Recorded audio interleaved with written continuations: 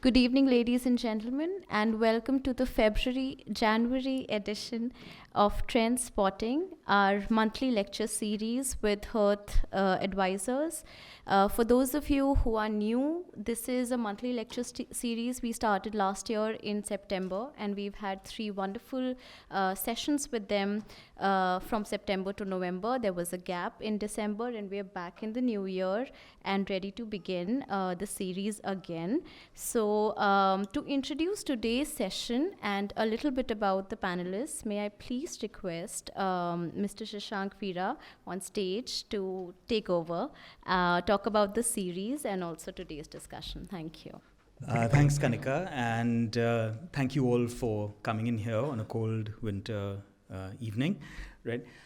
We started Trendspotting with the Habitat Center for the purpose of looking at nuanced discussions on topics, right, without trying to always be right or wrong, or without trying to always say that the other person's point of view is useless.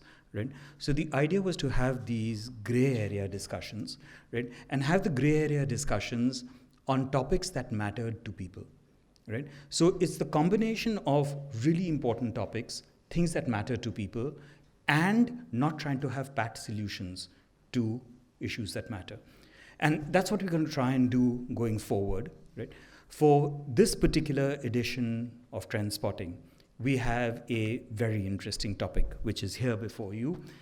Can existing business models keep pace with innovation? Right? Now, you haven't come here to hear me talk about that, and we have Chanpreet Arora, who's going to moderate a lovely panel with Radhika, Nitin, Prasad, right, and Nalin, and that panel is going to talk. I'd request you at this moment, if your phones are on particularly loud mode, to turn them down slightly so that we don't get disturbed. Right? The format is that the panel will have a discussion. We leave time for some question and answer, and hopefully you will leave the hall better informed than when you came in. Right? Chanpreet and the panel, may I welcome you on board, and thank you for being here. Thank you everyone for being here. Just before we all get started, how many of you have ever used ChatGPT or any other OpenAI platform? Great. And how many of you find it useful or very useful? And how many of you believe that you will continue to use it regularly? Great. And how many of you know that you can get sued for it? That's fantastic. That pretty much is sets the theme for our conversation. Today, the pace of technology innovations is unprecedented. From a lag of years and decades to a lag of days or weeks, we are looking at unprecedented disruption in existing business models and existing processes, applications that the 4 actors, consumers, communities, governments, and corporations are adopting to be able to survive and scale.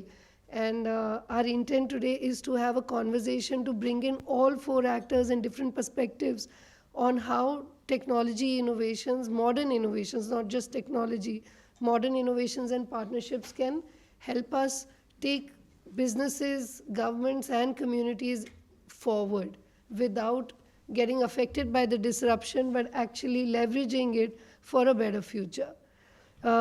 With us on the panel today, and in no particular order, we have Nitin. Nitin runs a very successful, largest parent community in the country called parentune.com, and he is on a daily basis dealing with the future of our country, children and their parents, and dealing with their anxiety levels. They have a very interesting model on how can they reduce the anxiety of parents on a daily basis. And that's a really new definition of shareholder value, if you please.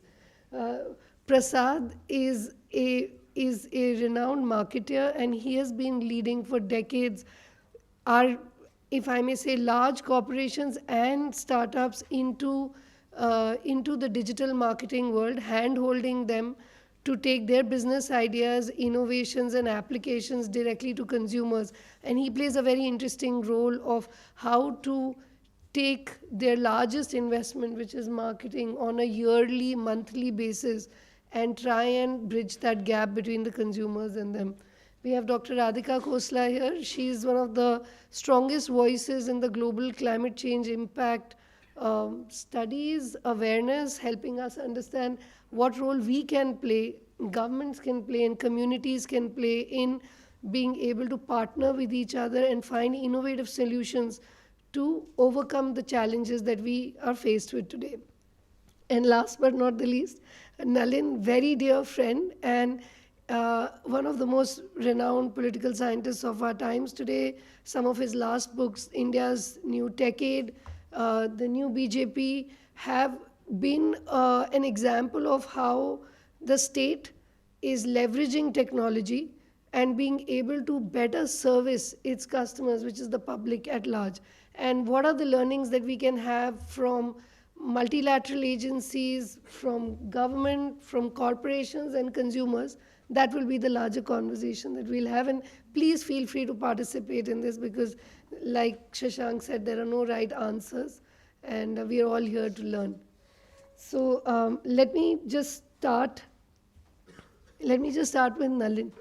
Nalin, we have seen in the last 15 years, probably the media business is the one which is most affected.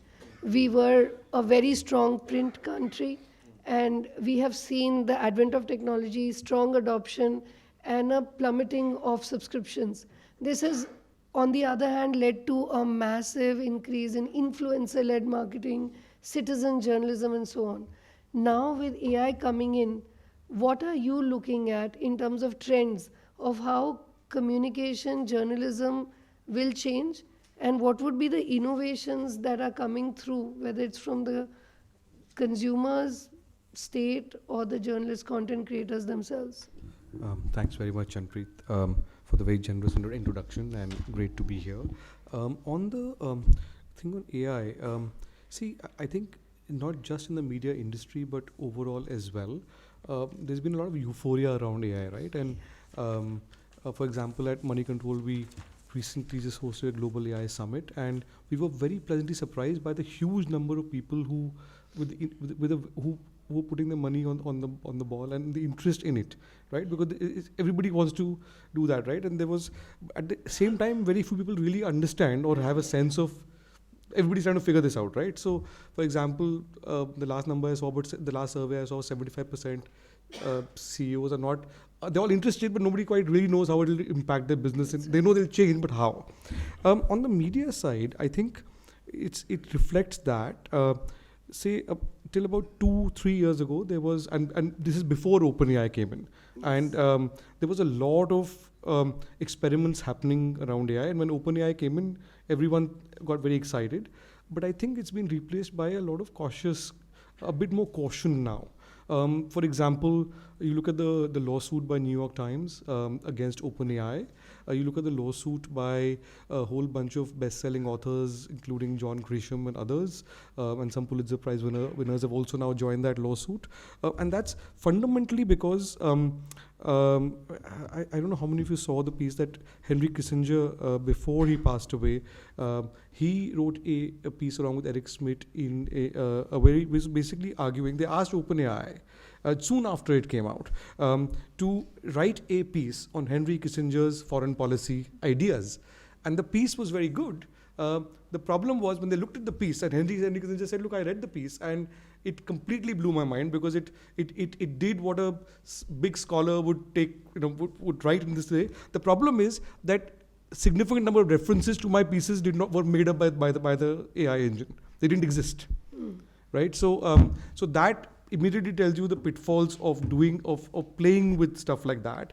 We're not even, Nikhil is here, and there are all issues around copyright and so on, which are at the heart of the lawsuit, but it's also about the dangers and all of that. And I think the whole fight within OpenAI, which we just got resolved, is exactly about that debate. How fast do you go, and the pitfalls and so on, irrespective of which side of the fence you're on, right? On the media side, particularly in India now, so you saw a lot of experiments. Like, for example, TV Today came up with the AI anchors, right? I mean, Aaj Tak has an AI anchor for certain bulletins, and people thought we'll replace all the human anchors in a little while. some would say they should be replaced anyway. Uh, uh, but I think what's happening is that a lot of media companies, there are a number of experiments going on. People are playing tango with Google, and there are a number of experiments going on. But I think apart from the immediate, apart from a lot of stuff, there's a lot of content streams which automatically lend themselves to a lot of replication. Which was already happening in, say, business content, for example. It was happening on elections. It was already happening on sports, on cricket, for example. And this is even before OpenAI. In the 2019 election at the Times of India, you remember, Janpreet, Yes. we essentially used AI and AI engine to cover all 543 constituencies to do the number stuff and write articles around and all of that. And we got it wrong 3 times for 3 different elections, and then we got it right for 2019. But it told us also the pitfalls of doing this. It's now when we get beyond that database stuff, like Bloomberg, for example, has been using automated stuff for a very long time. Now when we get beyond that to the much more qualitative stuff, that's where the issue starts coming and other kinds of debate come in. And I think people are, like I think the term you use, these are gray areas, right? And I think everybody's answer to that is different. I would say there's one word to describe it. I think people have become much more cautious about this now than they were a year ago. Okay. No, thanks. I'm going to take that and lead the question to you, Prasad. OpenAI is one challenge, or AI is an opportunity.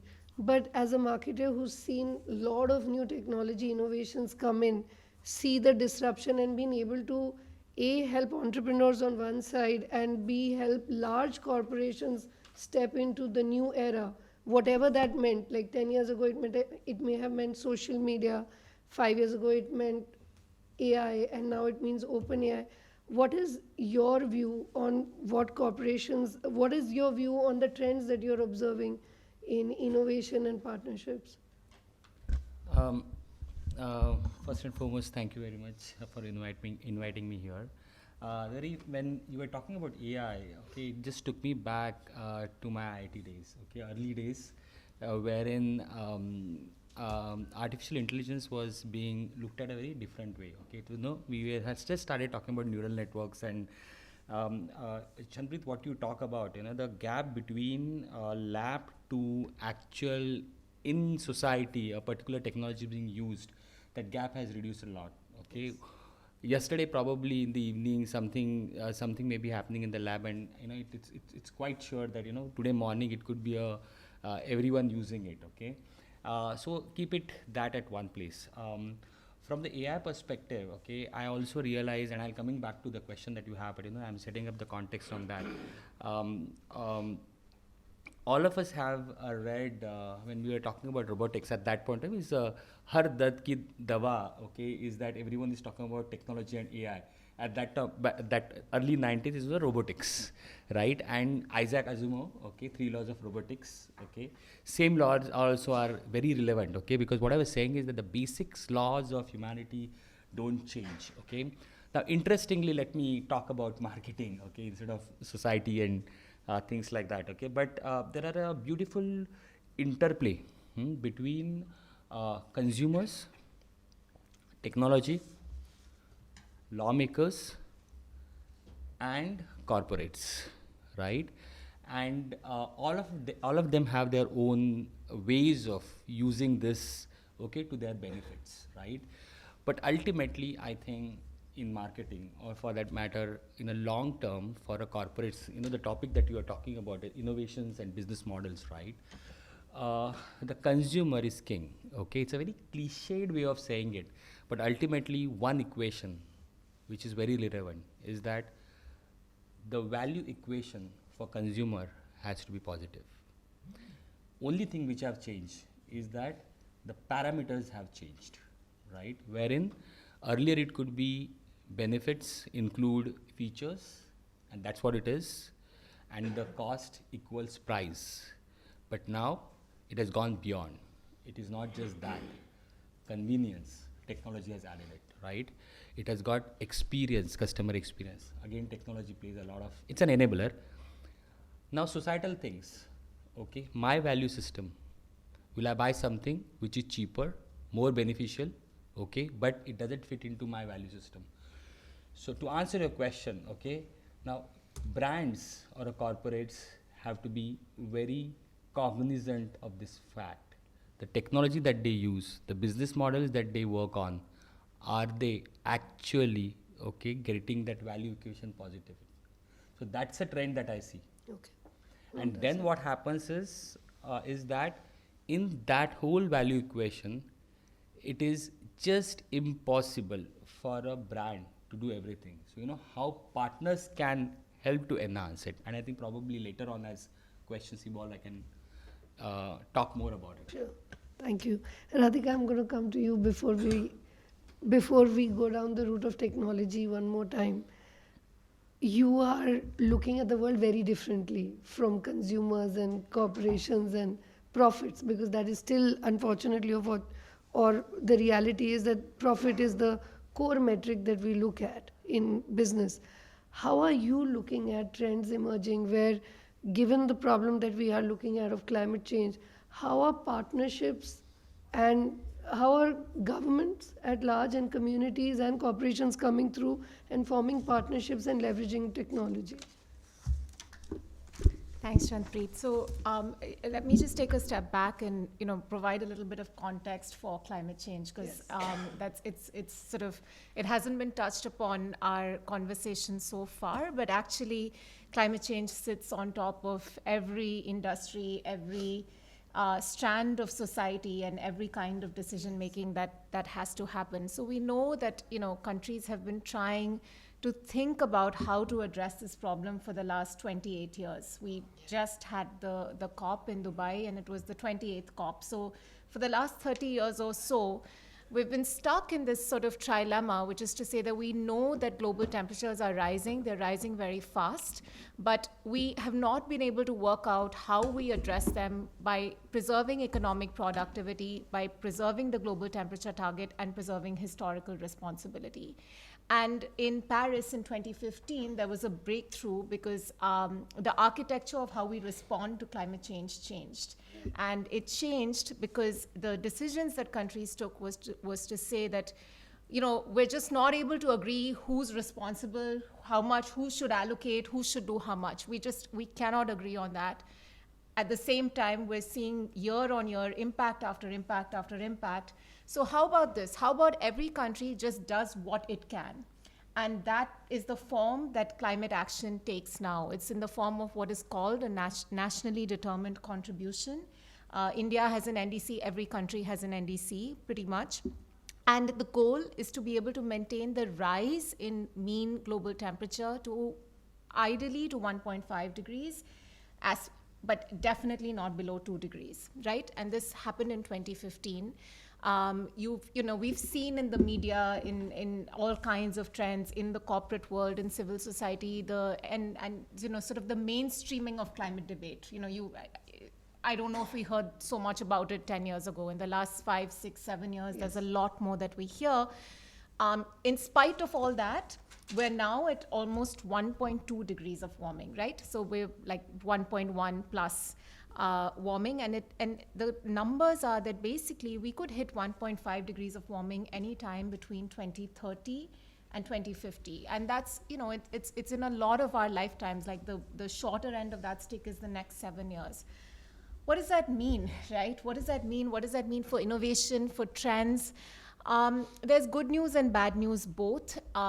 In terms of one of the sort of best things that we're seeing is that the corporate sector is really coming on board. The other thing that we've learned over sort of observing the climate architecture evolve is that countries can't do this by themselves. And there is a real role for businesses and for non-state actors and civil society. So now about half of all listed companies globally have a net zero target. And the sort of top Fortune 2000 companies pretty much all have net zero targets. And actually what we're seeing is that the larger the companies are, they're actually moving faster than the others as well. Now, I'm not sure we're seeing that trend reflected equally, within our domestic context, but I will say that a lot of the large companies even here are sort of moving towards and have high ambitious net zero targets. Now, where the rubber hits the road is how you implement that. Yes. And we can come back to that. We're seeing some really interesting trends on technology, particularly on the supply side of energy. And that energy is just really important for how we think about climate change, because 75% of all greenhouse gas emissions come from energy. Right. And if we look, we did this analysis at Oxford where we looked at the levelized cost of energy technologies on the supply side from 1880 to now. So I've not seen this kind of analysis elsewhere. It's looking back 150 years and saying if we compared everything, adjusting for inflation, I wish I could show you the graph. What you see is that coal, oil, and gas, their price has basically not changed in the last 150 years. But if you look at solar, wind, batteries, the lines just plummet down. So the amount that we're learning, right, just from scale and from being in the environment in these new renewable technologies is really, really high. And the trend basically is that if you have modular technologies, if you have small scale technologies, you learn a lot by doing, and the price is just going to drop. So that's, that's the good news. Pharma, retail, and infrastructure are the sectors where we see the lowest net zero targets. You basically, globally, we see very, very little in those areas. So it's a really urgent issue, and it's a mixed bag of outcomes. And a lot is being done. There's a lot of talk. There's a lot of greenwashing as well. And we're just at a juncture now where, or I would say we've crossed the juncture where climate change can no longer be a siloed issue. It has to be integral to every debate that we're having.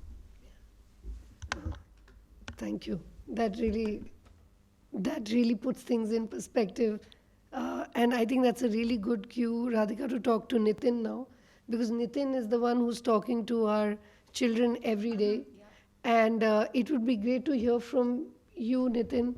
What are you hearing from the children, parents, and what are they telling you in terms of the need for new partnerships, whether it is with non-state actors or the state, in context of tech as well as climate change? Right. So, a lot has been spoken already, but now come to think of it, there would be a lot of parents here in the room as well. So on a given day when a parent is facing a challenge, sometimes it may not be an SOS, not as of now. But then the more a parent keeps waiting for it and the more number of hours keep passing by, the anxiety levels keep going up. And for a parent, be it a mom, a first-time parent, or even a dad, hands-on or not hands-on, when that problem remains unsolved for a day or a couple of days, that is when the parent starts seeing that anxiety on each other, on the family, and then it starts affecting just not the child, but also the parent, the whole family. Now, this is where parents are looking for solutions. There are need gaps, they are articulating, but a lot of parents, when we came into picture, had already given up that these problems can't be solved. And the challenge for most of the tech companies or most of the solutions which are coming up is how do you solve those problems without necessitating a behavior change. When I say a behavior change, you should not put the family into like a completely new churner, wherein they are struggling every day just trying to make sense of that solution. That is the single biggest challenge. How do you solve without a behavior change? Some of the trends which are emerging from what we are seeing every day is telling us that goodwill share is going to be bigger than the market share for the consumer. And goodwill share will drive market share. If you see just a couple of years back what happened in COVID, and I can tell you many case studies. One of our realization was around vaccination. If someone here had a baby who was under 1 year and had a vaccination due, and I have a friend here, Nikhil, who's now got a 8-month-old, but imagine if Viraj had a vaccination drive and that was in the first year of COVID, it would have been maniacal, right? And that is what parents were going through during COVID. Now, you know that you can't get out to get your child vaccinated, but what do you do? So as a parent, you're constantly thinking. Now, here is where one of the players actually got into solutioning. And although they couldn't solve it, they couldn't get the parents to get vaccinated, they couldn't get the vaccination to get to the parents' house, what they did was they introduced the concept of catch-up vaccination. And if you read more about it later on, you will find that it is still possible for a child to get vaccinated a little later. Just that idea, just that education by that brand led to that brand in the last 2 years taking majority market share. So I'm not talking about, just a general trend. I'm seeing that also translate how responsible brands are also gaining market share, by doing the right thing from consumers' point of view. The second trend I would like to point out is prompt validation. So the consumer today is looking for validation, be it from their peer group, be it from an expert, be it an influencer who they know, but they want it promptly. They don't want to be waiting for it.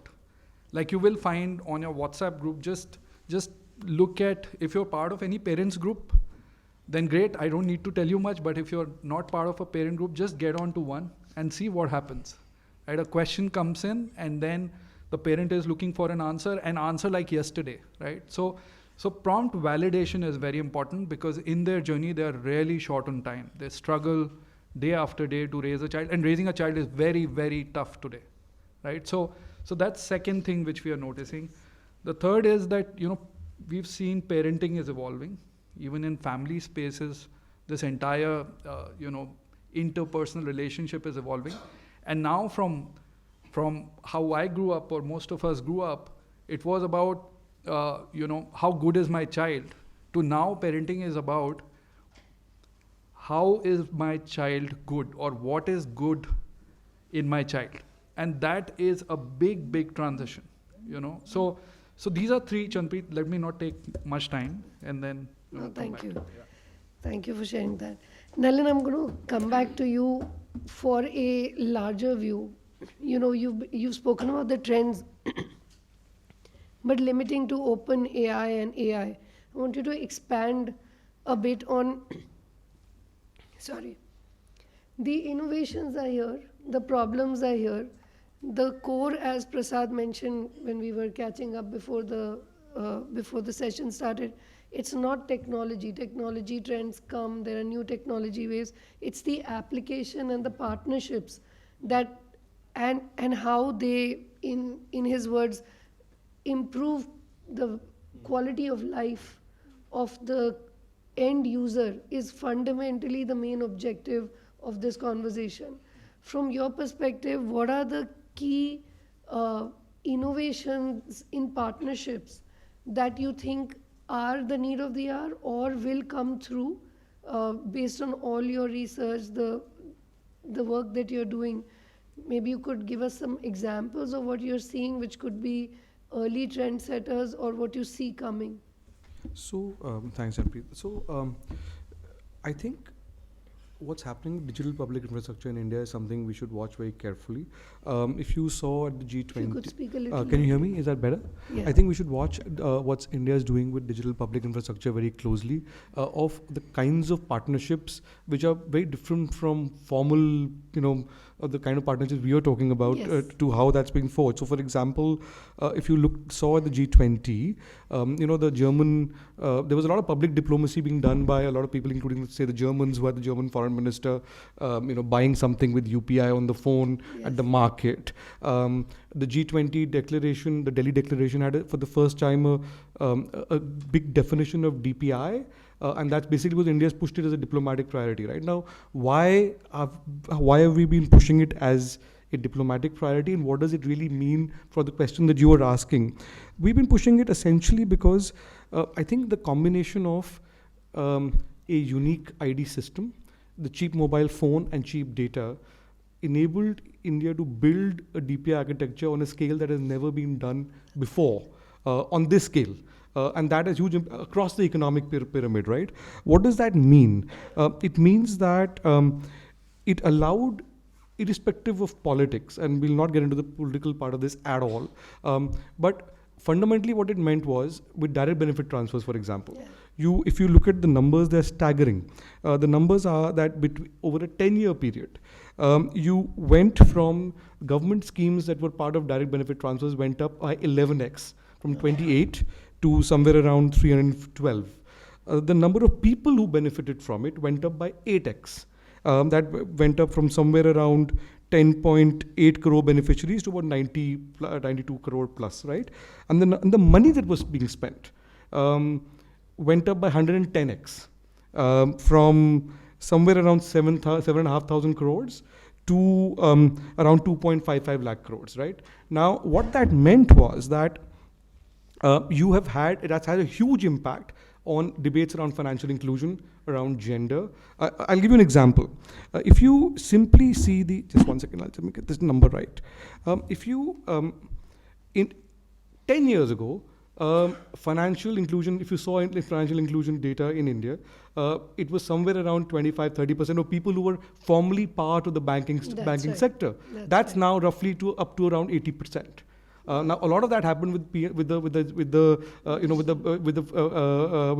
Dhan, Aadhaar, and so on. Now, that's an example of DPI. Now, that's having a lot of knock-on effects on the economy. You look at UPI. UPI is the digital highway that was built with UPI. Now, that was fundamentally a public-private infrastructure, right? The RBI came together with a bunch of banks, 56 banks to begin with, if I remember right, public and private. That's now expanded to 250. Somewhere around that number of the number of banks, both public and private.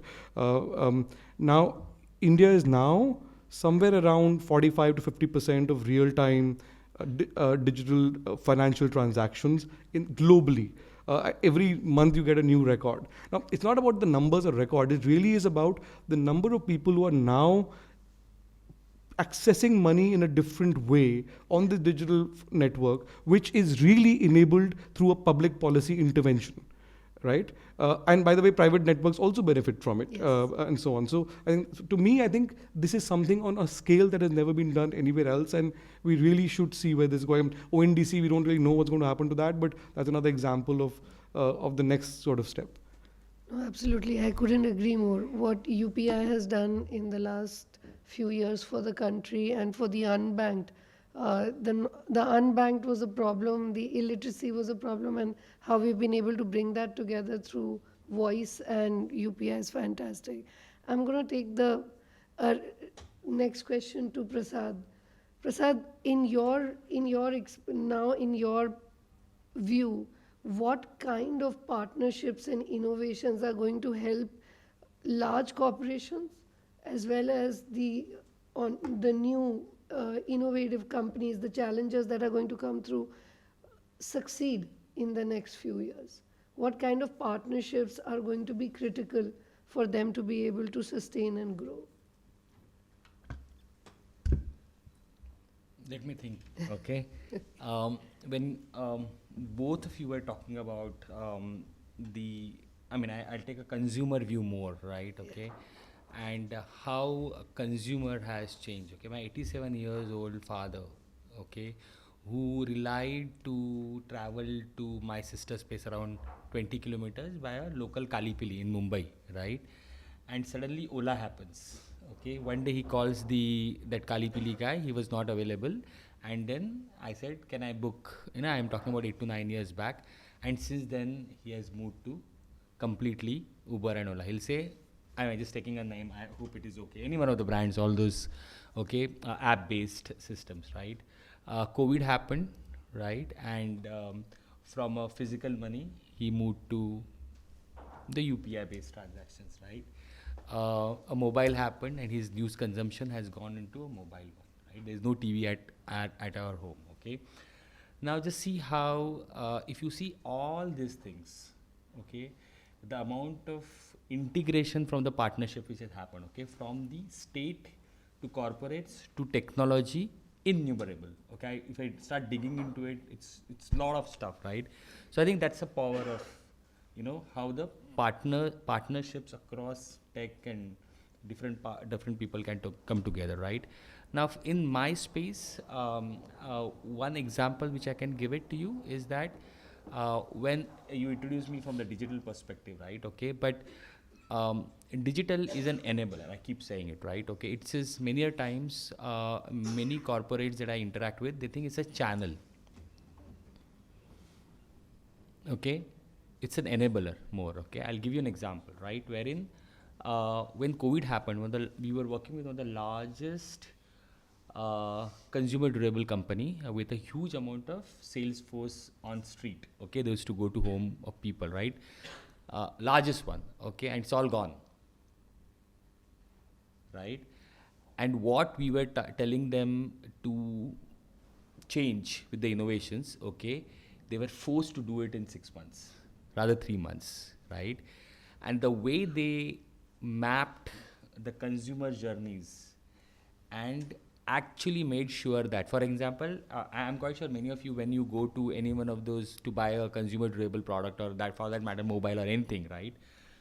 In the store, when the salesman is telling you something, invariably you will open your favorite app, whatever, and again, no brand taking, but Amazon or a Flipkart or whatever it is, right? And you'll start comparing the price and say that, this is available on this, right? And just imagine a large direct to consumer suddenly has to go through the intermediaries, right? And that is where the partnership came. Sitting with all those networks and finding out how do I enable you and how do I track it back, the sales to you, even if it is online, and how I can benefit to you. The solution involved not just our willingness, of course that's the most critical thing that a corporate needs to do it, but what sort of technologies, getting the whole sales and distribution enabling on that, making sure that the sales people who's going to walk into the, to, even if it's a, sort of a generated by, enabled by a retailer, fulfilled by a digital, or sold by digital, fulfilled by offline, right? And earlier probably, the whole sort of a training which needs to be done within 2 to 3 weeks. So that's a partnership I'm talking about. So it becomes so complex, but the brand couldn't have done it, and they retain their market share. They are growing, okay. And COVID, now I think it's a combo of both direct and everyone is happy. So things like this, probably are the trends. You cannot. I know. When we as a corporate are trying to have as much as possible on the table, right? Okay, everything is mine. Big is beautiful, always say that, right?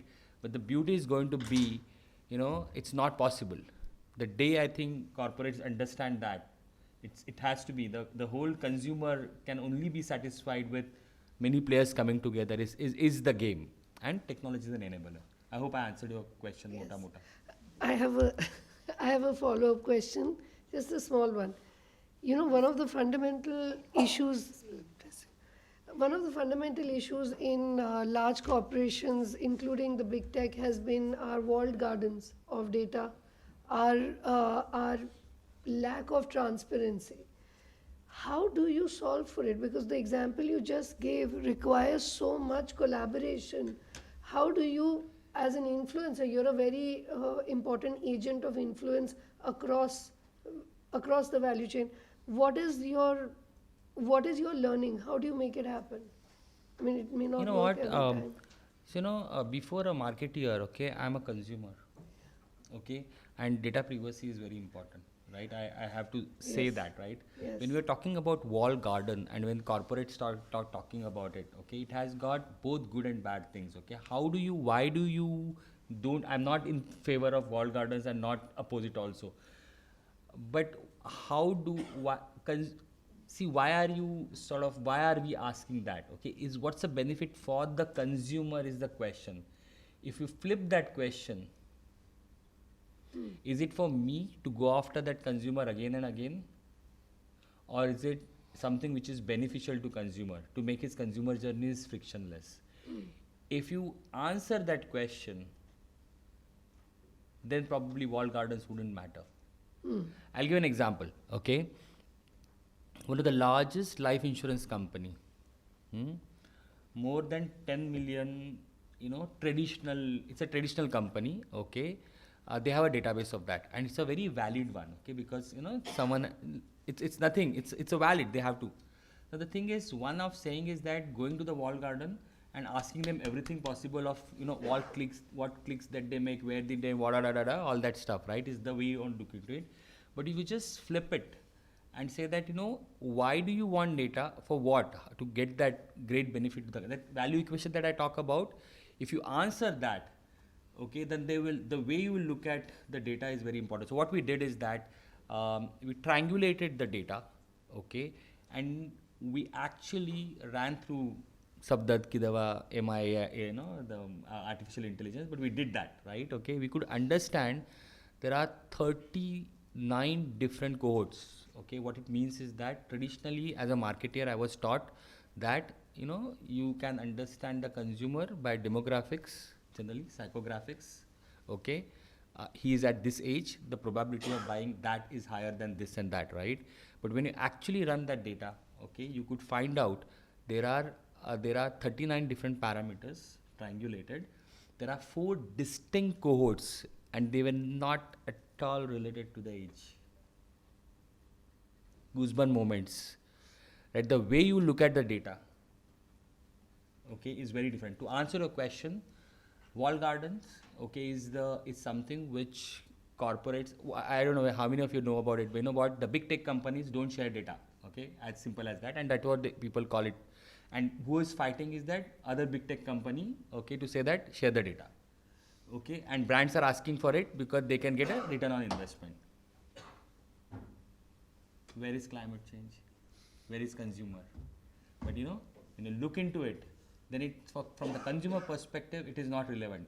If he wants something from the brand, he will share the data himself, and that should be at the center. Wall garden is going to be there. I will protect, if I am the big tech company, I'll protect my data. But how consumer behaves, if consumer starts benefiting someone more, then the big tech companies will start sharing the data. That's what I feel. Yeah.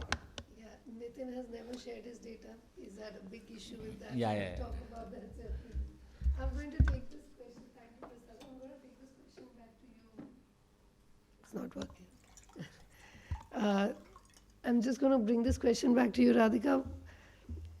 I've briefly tried to understand your study on cooling with UNEP. But there was one very important statement Professor Irene made when we were in Oxford at a talk where she said, in the history of mankind, we have never done anything to make ourselves uncomfortable unless we saw immediate returns. What do you see coming in terms of trends, given that we don't see it, even though this is the first time I've heard 7 years is the short end of it? And is that the solution to start talking about how it's now and immediate? Or what do you see, what kind of partnerships can really help us in keeping it at under 1.5 or trying to make sure that at least India gets to play its role effectively? Yeah, so you asked about the study on heat and cooling. So this was a report that I was leading that we released at the COP. And I mean, all of this is in the backdrop of the fact that of all extreme weather events, and climate change, as we know, intensifies and makes more frequent, more intense and longer extreme weather events. Extreme heat is the one that kills the most, right? And it's often called a silent killer because unlike sort of, when you have floods or storms, you don't see the sort of visible damage. But actually, the most number of people die of extreme heat, and we're seeing extreme heat rise around the world. At the same time, the response to extreme heat is often air conditioning, right? Air conditioning puts us in this vicious loop where it is very energy intensive. It draws from a grid that is often fossil fuel based, leading to more greenhouse gas emissions, leading to more warming events, leading to more need for air conditioning, right? Now, one of the trends, because you've been talking a lot about trends, that is upon us is that the statistic is that we're in a world where we need 10 new air conditioners every second for the next 30 years. That's the rate of growth of air conditioning that is upon us, and India is at the forefront of that rise, because actually we're right now less than 10% of the country has access to cooling via air conditioning. But we're just at the start of that S curve, and it's going to blow up. What does that mean in terms of energy demand? It's as much electricity as all of the United States, all of Europe, and all of Japan today. That's the level of increase in energy demand that we're going to need. And what it means, and the grid is basically not prepared to be able to deal with that. So it means blackouts, it means total grid collapse, it means in the UK, turning on coal-powered plants, which have been switched off for a while, and no one is spared, right? That's the other thing. So it is, what we find is actually that, of course, like in sort of tropical countries, particularly countries in Africa, and for India, we're at the heart of being able to see these changes in temperatures, see the rise in income levels that are going to lead to further demand from cooling, and which, if it is air conditioning, is going to lead to further warming. Large trends in increases in urbanization. So the largest urban transition in history is taking place here right now, right, in India. Like, that's what we're seeing. It's the largest urban transition in history, which has implications for energy demand, right, and for climate change. Now, how are we going to deal with all this? Like you're saying, what are the kinds of partnerships that lead to building heat resilience? So a lot of the work that we're trying to do right now as a sort of global community is to understand what are the links between extreme heat and energy, what are the links between extreme heat and health, because what we know is that you have mortality rises as extreme heat rises. Like, the number of deaths just go up. Even in the UK, last year, there were over 2,000 deaths from extreme heat because temperatures crossed 40 degrees Celsius. Temperatures have never crossed 40 degrees Celsius in the UK before. It's the first time the Met Office issued an extreme heat warning. Huge impacts on productivity, right? And inability to be productive. Like, you just literally have to stay back and not be able to function. And a huge impact on morbidities that already exist. So if you have any kind of cardiovascular disease, any kind of renal disease, any kind of respiratory disease, extreme heat just, knocks that over. So I think, in terms of trends, this is one of the biggest ones that we're seeing. It's the one that has surprised climate scientists the most, because we thought that it would come a little bit later.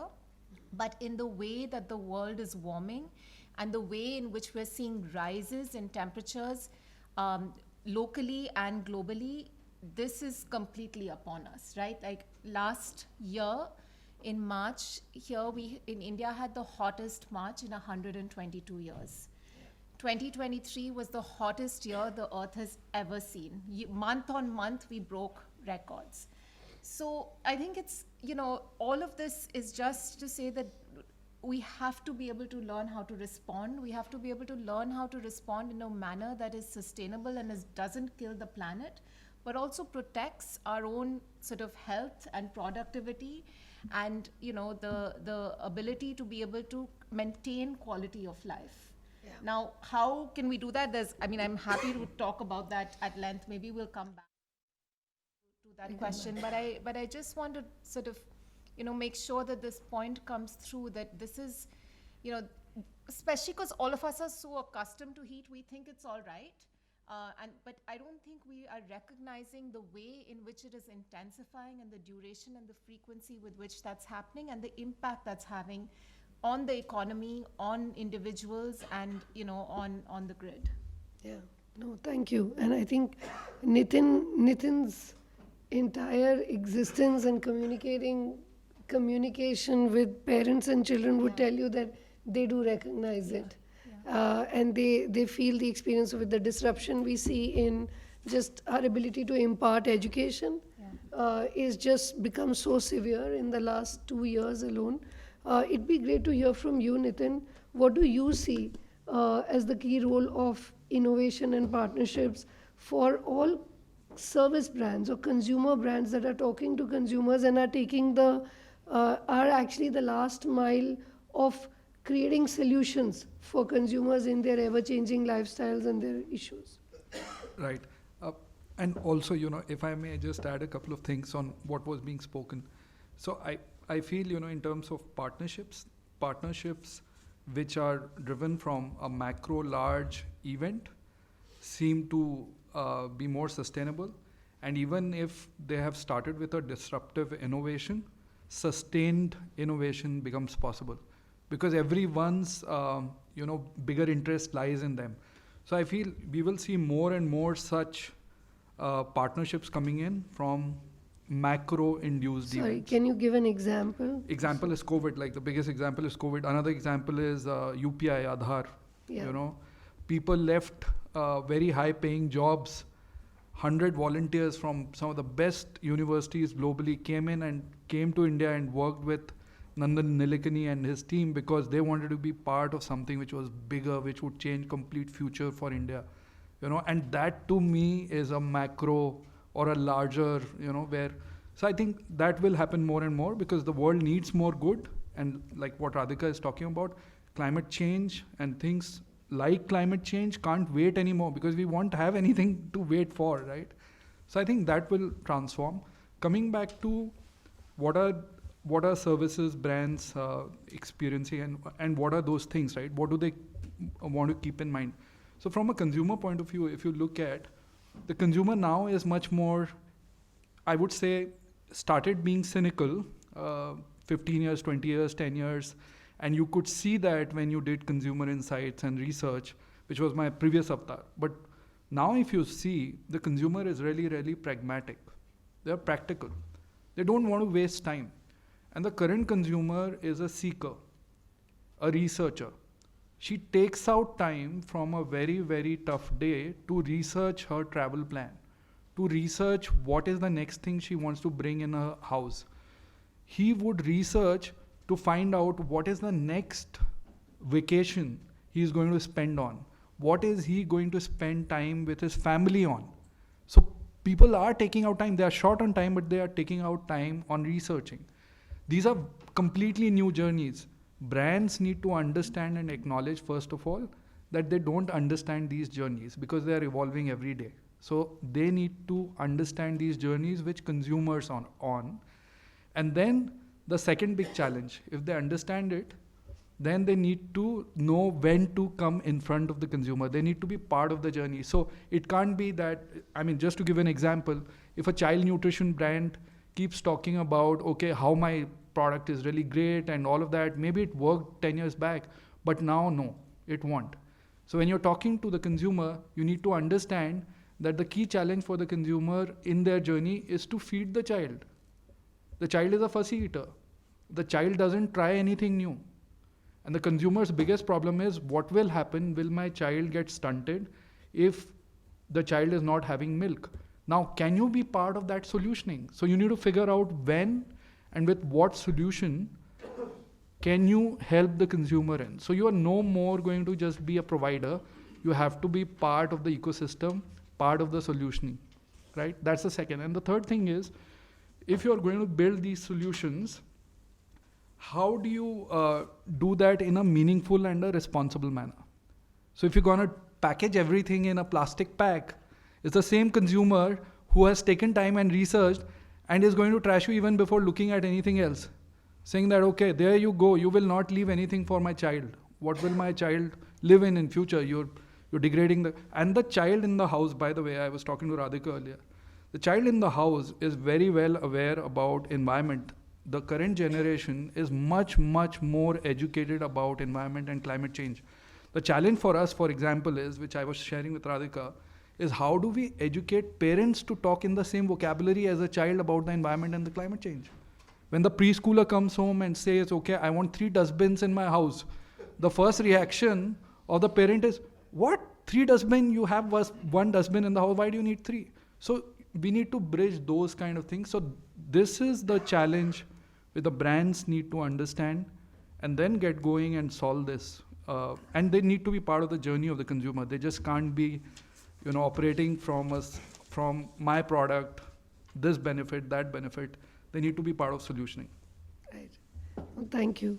So, in the interest of time, I'm going to ask one last round of questions before we open up. Nalin, my question, and this is to the panel, what is your advice to students and to leaders today? Separate, don't give the same advice, but people who are in the position to take decisions today, whether they're representing organizations or they're influencers and they're community leaders or they're individual actors, what is your advice to them to be future ready? Whether it is to run their corporation or to influence their community or act in individual capacity. You can take any of the views, but would be great to get that perspective. So let me try and respond from the point of view of students, because that's what I was most recently involved in. By the way, this question was put to Chris Miller and to Rohan Murthy about last month at an event I that we were didn't doing. copy. I think two things. One is understand tech, understand, I won't say coding, but understand technology, have an awareness of it. And I think critical thinking, because a lot of stuff that we are now dealing with is problems that haven't been, so I would say study humanities. And that is very much part of critical thinking, right? And a lot of it, see, all of the disciplinary thinking, you know, that completely is now getting more and more irrelevant. I mean, a lot more cross-cutting. So people who can connect the dots. Yeah. And that can only come from studying a whole bunch of things, I think. Thank you. Radhika? Yeah, so I think it's really important to recognize the role that lifestyles play, right? Sometimes when we're talking about climate, it seems like it's so big and so all-encompassing, and you know, what can I do as an individual? The first thing for us to know is that actually the demand side, which is how we consume, right, and how we consume energy in particular, is responsible or can be responsible for 40 to 70% of climate mitigation. That is a huge amount. 40 to 70% is actually in the hands of the demand side, and that comes down to 4 areas. It's buildings, so how we run and operate our buildings, food, what we eat, how we eat what we eat, industry, and transportation, how we move, right? So buildings, food, and buildings includes our homes, right? Transportation and industry. If we can make changes in each of these 4 things, and I won't go into the details of those changes, but I'm happy to talk about them afterwards, you can have a huge impact, right? And so that happens at the individual level. All of us are living in buildings, eating, moving around, and using products from industry, right? Now, the thing to recognize is also that it's not just about individual change, because individual change is ultimately constrained by infrastructural changes and options, right? I might be in a building or a home where I can be in this room actually, and it's hot, and I would really like to turn on the fan and, you know, not have an air conditioner that is heating like all the other 5 rooms here where there's nobody sitting. I can't do that because there is no fan here, right? So I can have all the intent in the world, but actually infrastructure shapes the solution space. And I teach a class on this, and it's one of my favorite topics. But I think it's really important for decision makers and policymakers to recognize that when we are making infrastructure decisions, we're actually making decisions that shape the solution space for the individuals who will occupy that infrastructure for decades to come. And it is that combination between individual lifestyle changes and how it intersects with infrastructure and the conditions that infrastructure places that allows us to make changes or be locked into options where you can't make changes. No, very well said. Thank you. Prasad? I think 2 advices, students and corporates, right? I think for students, human beings, the weakest physical animal, okay, became whatever we are, okay, because our collaboration and questioning the status quo, right? And that is how the innovation happens. So I think my thing is that stay in touch with humans, because AI is a big echo box. It is not questioning the status quo, but looking at the data points of what happened and what will happen. So that is something I'll say, when you are using the technology, don't lose the collaboration and human touch. Okay, looking into each other's face and understanding instead of, and asking the systems. Okay, so that's very important one, human. Okay, that's what our strength is. For the corporates, I would say, what gets measured gets improved. Okay, all of us, no matter, when I walk out of that door, whatever I'm going to say, okay, it's about, most of the time, it's shareholders' value, and it comes to whatever you like. You talk about 200, Fortune 500, everything, but it is about the bottom line, okay, which is hard fact per share price and all that, right? Okay. So before the consumer, okay, starts valuing more than just the pat, where they start looking into, your pat is great, but you are, sort of violating on basic principles of trusting and environment. Get on to that. Have some models internally where you say that apart from my profitability, this is the fundamental thing that I am helping. Okay, that's a very early one. So you'll be ready when consumer is ready. Will become more demanding. Thank you. Actually, I wanted to share over here, there is a very strong view from the US, from the West, that one of the accounting reforms that need to come in are about reporting not just your profits and revenue, but also reporting your social impact. That's true. Taking it away from corporate social responsibility and bringing it into mainstream. And the other very interesting thing that one of the large tech companies did was introduce Class A, Class B shares with different influence of voting. So choosing how much impact investors can create.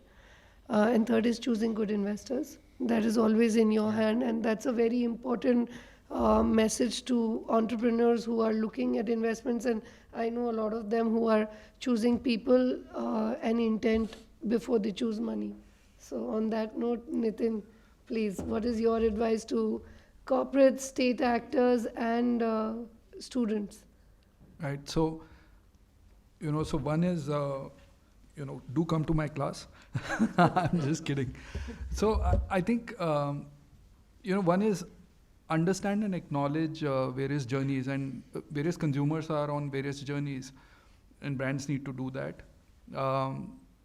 I think this entire concept of CAC, all the new businesses and new brands which are coming up, they're talking about CAC, cost of acquiring a consumer, right? I think that needs to change to CARC, cost of returning consumer. What's your cost of a returning consumer? So that's the second thing I would advise brands to look at, and not get into this whirlwind of acquiring, because then a lot of responsibility will come in because of that. Third is, while you are figuring out what are various consumer journeys, do something about the whole journey, be part of the ecosystem, co-build, co-create, do meaningful and responsible solutions. I'll give you a small example, just 10 seconds, which is that when we choose AI to answer a parent's question, in our AI engine, we are perhaps the only one who has a risk profile engine, which means that we have the answer for that question, but we will not give because the risk of that answer being inaccurate is high. And hence our coverage of parents' questions is less than 30%. So we don't do that. Now, risk profiling as an engine or a risk profiling engine in an AI is a responsible thing to do. I wish more and more brands keep that in mind. And the last thing I would say is, innovate, but innovate in a manner which doesn't necessarily need complete behavior change for the consumer, because the consumer may not be able to pick even a good innovation if it needs a lot of behavior change. So that's something which the brands could do. Students, please come to my class. Great. Thank you so much. With that, if we have time, we'd love to open the floor to questions. Yes, please. Thank you so much for this. You mentioned social impact, right? So I'll tell you something from experience. Somebody like Rajnigandha, Gutka, and we are the world leaders in mouth cancers, fastest growing rate. Okay, they come and support a mega blood donation camp, and it's a good whitewash, and social impact ho gaya. So what do you do with this, right? And they serve good meals and all that, so people are happy. That's one. Second, I'm part of the IIT Bombay Global Business Forum, so I agree with everything Dr. Radhika brought out. Okay, we've had simulations with the best human minds around the world who can generate scenarios and throw what will happen in climate change, and with reference more to water resources, right? So India will suffer more. We'll have much more than 2 degrees. This 1.5 that will happen is very close. It's a global mean average. But our parts of Rajasthan and Gujarat and Bundelkhand might see up to 5 degrees. Okay, I can share the simulation with you.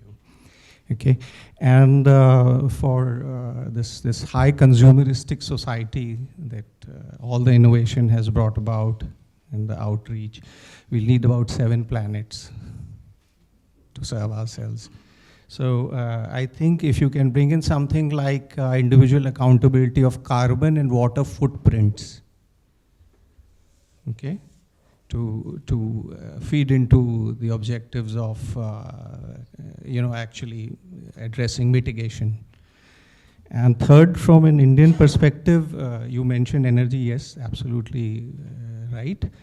And in the Indian context, we are totally ignoring the hydro, particularly the glacier-fed Himalayan rivers, which produce a lot more energy than solar and wind and renewables. So nobody talks of hydro anymore these days. So like, for example, China has 3,500 hydros on the other side of Himalayas, and we get more water, more billions of cubics, but we have just about something like 250. So huge, and this hydro has gone, apart from public sector, all the investment from hydro has just been withdrawn, which is a huge potential, which can mitigate, not for adaptation, but for mitigation. Thank you.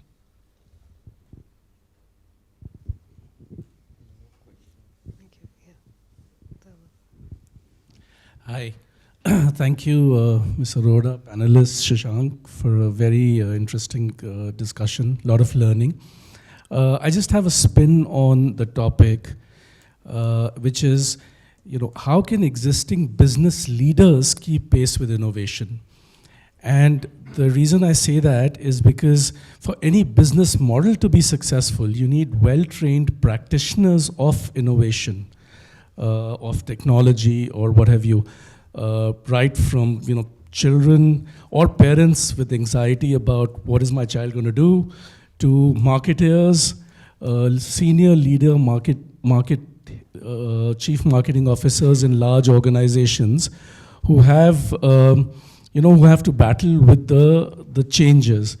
So what are we doing? Whether it's climate, whether it is the government partnering with large organizations to train, the individuals on keeping pace with innovation, because otherwise, none of the business models are going to be successful. Correct. I'm going to attempt this. You're absolutely right, sir. In fact, that was one of the main side debates that Prasad and I were having, that it's one thing to be a challenger and come up with a new idea and an app which can disrupt an industry, but what is the responsibility or what is the response mechanism that we can build in large corporations which are running parts of our GDP, giving employment, running business as usual, and how can the whole value chain come together? One of the key insights that we've been seeing from across the world is having a focus on innovation in every company. There is the revenue division, there is the productivity division, which is enabling revenue as it is, and then there is an innovation division, which is actually working, creating standards and working consistently on finding that next wave of technology and being able to incorporate that to bolster and adopt the existing system to an upgradation. And there is a fourth division which is very important, which is the response division, because it is not necessary that you will succeed in being able to come out with the new application with the use of technology before a small startup does in today's scenario. How will you respond to it? You actually need to build a company which is doing all four. So focus on your revenue, have a productivity division enabling your existing revenue, have a focus on innovation, and then have a response division. And all four have very different responsibilities. I'll just give you an example. You're running a big taxi conglomerate. This is an actual case study from the US. You're running a big taxi conglomerate and Uber comes through. Okay, this is a HBR case study. What do you do as the largest taxi rental service? The first thing you do is learn from that innovation and say, hey, can I introduce an app to be able to do the same thing that I have been doing to reduce customer friction, because it has effectively reduced customer friction. That may be one to come to par, because I have a customer base, I have a brand. I'm not suddenly threatened at all levels. I have an infrastructure that works. And then that is the response division. That is not innovation division. The response division is helping work and bring you up to speed. And the innovation division is looking at creating a new competitive advantage. Sorry, and if you may want to add, Prasad. Just wanted to add two things. You asked business leaders, right? So diversity, one thing in the group, and second, culture of collaboration. That means you basically make it sure in your team that shared wisdom is always higher than lone genius, right? So those are two things I would add from a business leader's perspective. I will add something. See, as my understanding, okay, and I'm quite sure all of you are so much of experience this room has. But my answer would vary every month, okay, because the things that I go through. But as of now, and talking about the case study that we talk about, is that one of the most critical skills any corporate, okay, that even my own one, I built around 1,200 people team and 3 acquisitions in last one year. One of the most critical thing which is required is a trend spotting. As the bigger corporate that you are, and I interact with many of those, it becomes the feeling of invincible, okay, and the top, okay, which is something, and the ability to trend spot, okay, is something very critical. Second one is even if you spot the trends, okay, and there are unlimited numbers wherein the big player keeps saying that this is how I think the consumer will behave, and the new player is not relevant, okay, and we see in 6 months things have changed, right? Multiple, I don't want to take names, but multiple case studies. Second one is the acceptance, and the third one, it could be very cliched to say that, okay, but required skills. One person is not, and I like that what you say, that collaboration, that's the single most wanted skill of collaboration, okay, which I see missing, wherein I really see missing, okay, wherein, and there's so many things which have been talked about and someone talk about, I really like that, is that when I say the collaboration, is that it is not enough for me to be the expert only in technology. Humanities is something which is a very critical one. Being a technologist myself and an IITian, way back when all of us were so drilled through is that technology can change the world. As number of that 27 years of corporate life has happened, okay, one of the most critical skill that I have seen is that is the understanding humans. If that happens, and if there is a culture you talk about of this, it's very simple, but very difficult to happen. It's very difficult. I've seen so many things: trend spotting, acceptance, and a culture of collaboration with the humanities at the underneath. Then I think most of the problems will get solved, right? Okay, most of a CEO at the top, whatever AC company, okay, will suddenly think saying that can my AC be more sustainable because my grandchild are not going to go through. Simple. I think this is simple problems. I feel so, but that's what I feel as of now. Probably if you ask me, if we debate after 3, 6, 4, 8, 9 months, things would have changed. The speed at which things are changing so rapid, But I think these are the basic ones. Yeah. Can I make a comment to what all the three of you said? So you gave the example of Uber coming in as a large taxi company, and they should have had responded, but they don't respond. They kind of react, right? Which comes to Prasad's point that it's all humanity and how you think when a situation has come in front of you. So how would these reactions or this response change over a period of time? How would AI change? How would the future look like? And how would humans respond to this kind of situations?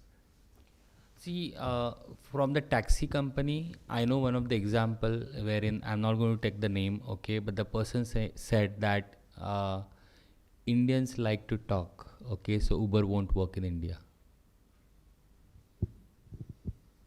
right? And it at that point of time, it would have been so relevant because all of us think Indian wants to call and say that bhai, bhej de, okay? So that's something, you know. So it was there in your face.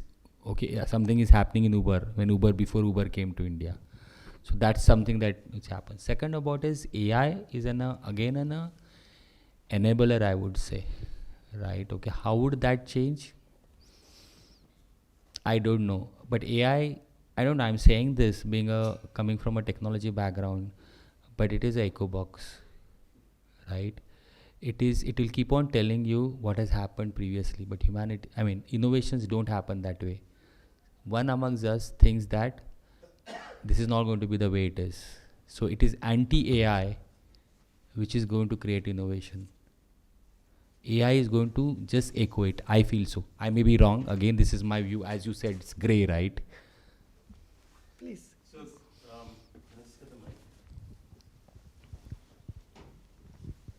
we're all standing on the shoulders of giants, right? So any innovation that comes on the basis of past knowledge. So AI might not necessarily bring new knowledge to the fore, but it'll make it easier to find what we can build on top of.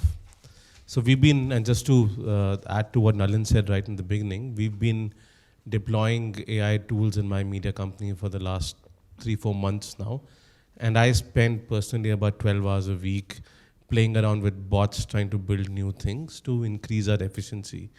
And we're now punching significantly above our weight than we used to, simply because we can do so much more, better, faster, cheaper than we could earlier. Simple example from a media company's perspective, like we started using a auto transcription tool about 5 years ago. It's improved substantially since then, saves for 30 minutes of transcription for a human being takes about almost an hour and a half to 2 hours sometimes. It takes about 5 minutes, right? So there is a lot of efficiency that comes into the system, into what you're building.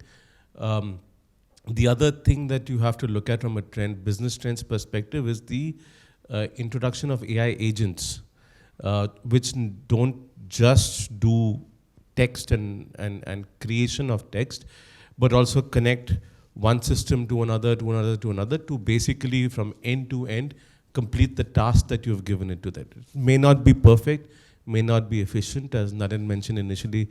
There are hallucinations in the system, it could make mistakes, but the fact is that all of this is getting better.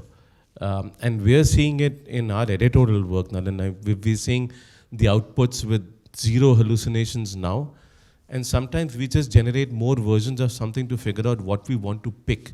So the human element still remains, and so we're constantly trying to figure out what else in the business do we make more efficient. In our case, it's allowing us to do more. In other companies, for example, in the IT services industry, it's allowing them to fire thousands of people. So 2 things to also think about is that what do you do in an environment where there is greater efficiency for people, for businesses, and means an improved bottom line. But then there's also a problem of employment in the workforce. That's one that I would point towards. The other one is that how do you deal with a situation where you really can't trust what you see. We're heading into an environment of extreme distrust with the kind of generation, the kind of distribution, and the speed at which again, everything that gets created will be better, faster, cheaper. And the rate of dissemination is going to be better, faster, cheaper. So we're heading into some troubled waters over here, which is where a personal relationship building, connect with the community, which Nitin was talking about, becomes even more critical. Although, there'll be a point in time where the people will start wondering whether you're actually a human being or not that's talking to them if it's through a screen. The other thing, and I just don't really know how this is going to pan out, but from a pure tech perspective, the earth-shattering change that I'm waiting for is that there are people who are already coding using plain text. So they're typing what they want as an output and it's generating the code. Enough co-pilots out there in use. I'm waiting for this to get converted into Indian languages, because there's an entire population of people in this country who cannot code because coding is primarily in English. The moment you move it to NLP-based translation of, let's say, Telugu into English and then converting that into code, I'm looking forward to seeing what's going to get built. So I think real innovation is going to come from the ability that AI gives us to translate the world into a language that compilers understand. Thanks. Very good points. I want to add to that. I want to ask, some of you touched on the human element. What am I going to do with my extra time as an employee, right? Who's thinking about that? And are we going to have one person doing 3 jobs? Are we going to figure out businesses are going to innovate and keep me, when I say me, I mean other people, like young employees busy, and with what? So how does the business model now change to pay me enough for my livelihood so that I can have a certain lifestyle and keep me mentally occupied? Because otherwise the only people who are the only profession that's going to win out are going to be philosophers, because they'll tell us how to think, and psychiatrists or psychologists or whatever you want to say. How does the panel react to that? Thank you. Nalin, I think you've been quiet for a while. And also one more question, adding to her, because I can't answer this. Who will teach us how not to do anything? Right? How to do nothing. That's on how to do nothing. It's something and as parents, we've got young kids, we struggle with it all the time because we are so used to kind of structuring everything, because we never grew up with that structure. So how do we make the kids learn how to, and that's something put inside. Sorry. No, also because with the screens and so on, we are constantly moving from one thing to the other without the timelessness, right? We don't have an answer. I don't have an answer. I want to answer. I want to question on to that. Yeah. Okay. So so my answer is going to be a very dystopian one, so to say. Okay. Unfortunately, right. Okay. Wherein very, very one. Okay. Because that is where those who have it and those who don't have it, okay, will come. Right. The responsibility of your free time because of the technology is yours. Yours, the person's. And how we use this to become part of those who are valuable or not. I hope you understand where I'm coming. There are people who are going to lose jobs, lose social connect. Okay, and that's a path. Very, very dystopian one. But that's the other side of how technology, and that is where probably the responsibility of corporates and technologies to keep people motivated to get up in the morning next. Okay, but that responsibility will get transferred to the human beings. I feel so. Very dystopian, very, very dystopian, very dystopian, okay, but that is how the truth is. The corporates will not carry the responsibility for, you know. No, I don't think I agree with you because of the fact that lifespans are increasing. So when you retired at 60, now you're at 60. I agree. With it, right? So there will be innovation. From what you're saying, human beings will have to innovate, schools and colleges will have to up their game. My only thing is that is where we have those innovations, in the early stage where the whole metaverse as a concept will come through, right? Hopefully or not. I hope they it has got a lot of other implications, okay? Because, there'll be technologies so that, if you have a free time, you explore how the Paris looks today, and you get into the world with all, gadgets attached to you to understand the complete, the vibe of, Paris as of now, whichever place that you want to be, okay? But then people will get lost. I just it's a very want to, dystopian one, and I don't want to. I just want to intervene. Sorry. Okay. So that's fine. I think one thing is that we'll all get more time to play. One of the things that we've done is that we've given employees, like, we try to say that, listen, 2 hours a day, just start playing with AI and let's build something new. So it becomes so easy to build something with this. Unfortunately, I'm the only one who's spending a disproportionate amount of time playing with it now. But I'm trying to still get my team to do it. I'm just saying that we will get more time to create rather than do things that are mundane. And that's the positive side of things. Yes. Yes. That's what Nitish. I agree. Nitish, please. More entrepreneurs. Thank you for sharing all your views, and there were a lot of great ideas there, great thoughts. But something was telling me in my heart and mind that probably the loudest voice that should have been there was Dr. Radhika Khosla. Because, and I think we are spending a lot of our time thinking of this AI when there are huge challenges in front of humanity at this point in time. And I don't know how loud that voice really is, in here or outside. And, I genuinely believe that change happens from the top. Okay, change is not fostered by the new generation of children who will come up or whoever else. Of course, they will play an important role. And I think the two great business models that have really driven us are capitalism and democracy, right? We talk today, or a few people talk about something called compassionate capitalism, because they understand that capitalism was all about greed, all about profits, all about making you run on the treadmill. And they don't feel really guilty about it, but they know that this isn't sustainable any longer, even in terms of popular imagination, and therefore comes in compassionate capitalism. Yet, I don't see anyone really working on ESG. Maybe a couple of companies, right? But if you look at the ESG consultants, they go from door to door today trying to sell better governance. No one's really interested. How many women directors do we really have on boards? And who are the women directors who actually get onto the boards? Are they the ones who are really going to bring in compassionate capitalism? Or have they really been drilled in the real domain of capitalism? So I'd like to hear from some of you, if you would, where do you see these two business models going? Because if this doesn't change, nothing will change, trust me. We hear about, I think you made a great point by saying that, the Paris Declaration at least said that everyone has to go back and do their own thing. And why do they have to do their own thing? They have to do it because no government can lose in his country by saying that I will do more than somebody else. So it ultimately goes back to the will of the people. And the will of the people is that, we are all fighting with each other and we all want to win. We want to keep the spoils for ourselves and let everything else be for everyone else. That's humanity for you. I firmly believe that those two things will change. I don't know how fast, because they have to.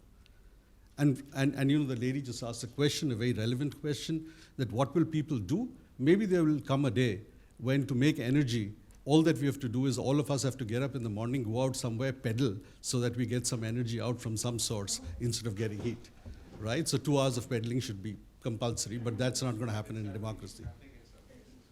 It's also happening in some places, yes. So I'd really love to know from anyone, if you, where do you see that really going? Yeah, Thanks. See, I agree with most of what you said, except for the fact that it's not either or. So I would like to tell you a little more about meaningful tech. And you will hear a lot of noise now from everywhere. That noise level, decibel level also going up.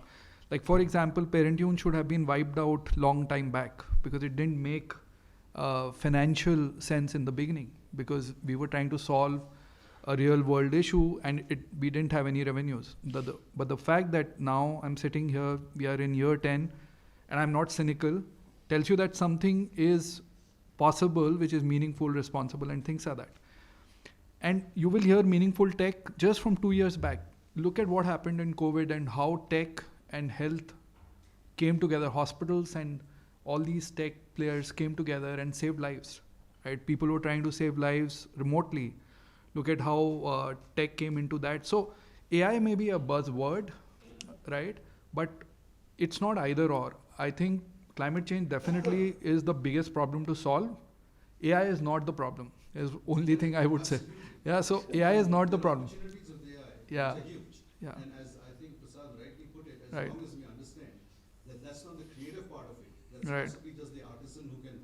So it's not either or, sir. I feel if you use AI to train the data to look at, so how does AI work? In a very basic sense, if you train the data again and again and again, it will throw better solutions. So for example, what ma'am asked, first time AI would not be able to give even a half-baked answer, but it will train the data again and again. It will hear you, it will hear several, responses, and then it will give her the best response, which can really help her. So it's not either or. I think it could be like where AI comes in together and helps us solve these problems or meaningful tech. Thanks. I'd just like Radhika to respond first. Thank you. Thanks. That really, really nice comments. Yeah, I appreciate your sort of categorization of compassionate capitalism and democracy. I would go one step further and say that, while these might be the two biggest forces that sort of channel how we operate, they lie on the assumption that we operate under a stable environment, right? Both compassionate capitalism and democracy assume a stable natural world. And the thing that is really stirring the pot in some sense is that world, that natural world, is no longer stable. And it is, in fact, and as scientists, we've been saying this for decades. I mean, we saw this coming, and now it is happening. And now we're saying, look, it's only going to keep getting worse. But the perturbations in the natural environment are unprecedented and they are non-linear, which means that they are just going off in all kinds of directions that will not be able to get recovered. Now, what does that mean, right? There are sort of, I think that we are seeing a response both from governments, which is, it's not at the pace that it should be, but it is a response that moves faster every year, and a response from the business world. Like, for instance, we are in conversation with some of the largest oil producers in the world, and they recognize that they can no longer be selling fossil fuels, that writing is on the wall. Like, in fact, there are like crises within these companies because they recognize that this is not going to work anymore. A, it's not going to work because, the sort of climate impacts affect them too. But B, the policy-making environment is requiring too much from them in terms of net zero goals, in terms of ESG reporting. Businesses and large companies around the world are like constantly coming for like executive education on ESG, right? What do we do? How do we make our company net zero? How do we move to what are called scope 1, 2, and 3 emissions, which is to reduce emissions from not just on site, but from your supply chains. Again, like Europe is much ahead than the rest of the world on this, but so many legal requirements now requiring companies to report. Citizens taking countries and companies to court to say that, you're affecting our lives and our livelihoods.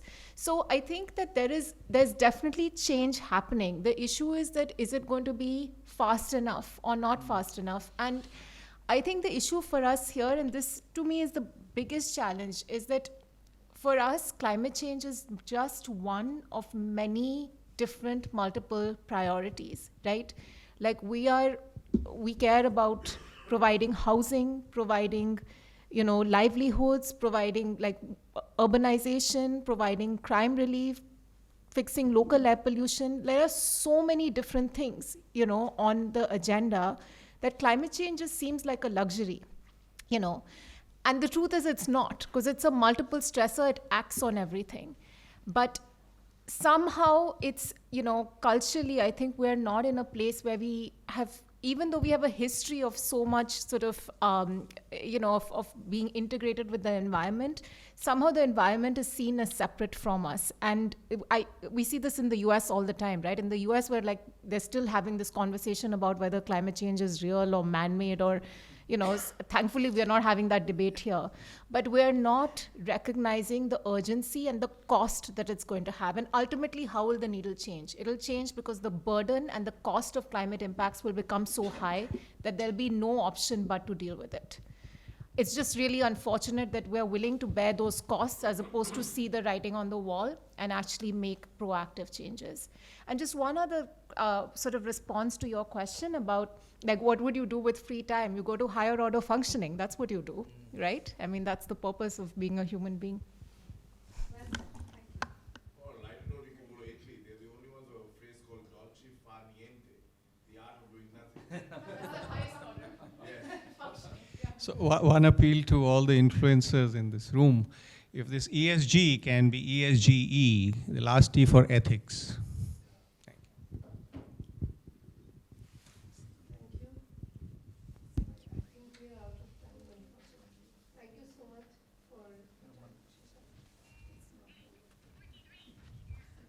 So, thank you to all five of you. It's been wonderful. But, that's the joy and the frustration of Trendspotting and the gray area that we've chosen. It's not like a 100-meter race where you finish 100 meters and you're done, right, on it. So there's no done here, right? And I just hope you in the audience go away better informed than you were when you came in, right? And I think it's been marvelous having all five of you here. Thank you very much. The next Trendspotting is on the 20th of February, and it's on another pretty interesting area. It's on fast fashion. And we're going to look at that from several perspectives, as always. And we'll be equally frustrated at the end of it, but do come and join us on the 20th of February. Thank you. Yeah.